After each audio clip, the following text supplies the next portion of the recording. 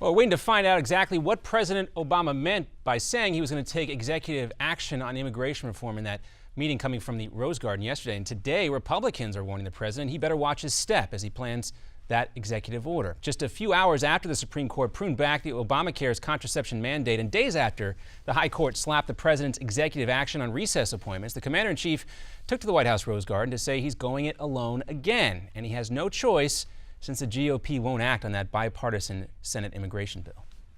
Our country and our economy would be stronger today if House Republicans had allowed a simple yes or no vote on this bill, or for that matter, any bill. Well, Speaker John Boehner was quick to fire back, saying, in our conversation last week, I told President Obama what I've been telling him for months. The American people and their elected officials don't trust him to enforce the law as written. It's sad and disappointing that faced with this challenge, President Obama won't work with us, but instead he's intent on going it alone with executive orders that can't and won't fix these problems. Of course, yesterday the Supreme Court ruled against a requirement in President Obama's health care law. The 5-4 decision allows certain for-profit companies the right to not pay for specific types of contraceptives for their employees if it violates their religious beliefs. Today, former Secretary of State Hillary Clinton had this to say about the court's ruling. Corporations, employers can impose their religious beliefs on their employees, and of course, denying women the right to contraception as part of their health care plan is exactly that. I find it deeply disturbing. We heard a lot of slippery slope arguments coming from the White House and Democrats. The court says business owners don't have to provide contraceptives to their staff.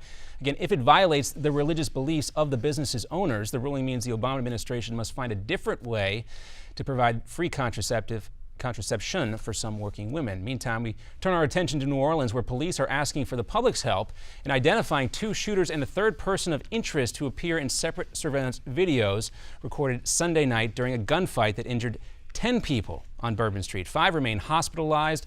1 of them is in critical condition. Police initially said 9 people were hit, but yesterday they added a 10th victim. And what sparked this shooting, though, still remains unclear.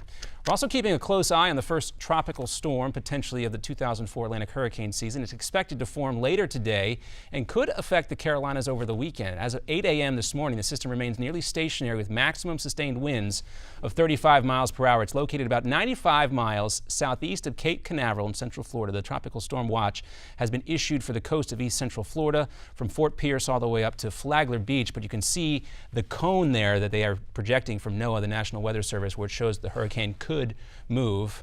Tropical storm, I should say, if it becomes that. Of course, we're all keeping our eye on development. Oh, it just now became, our producer Marty letting us know that it is officially a tropical storm now.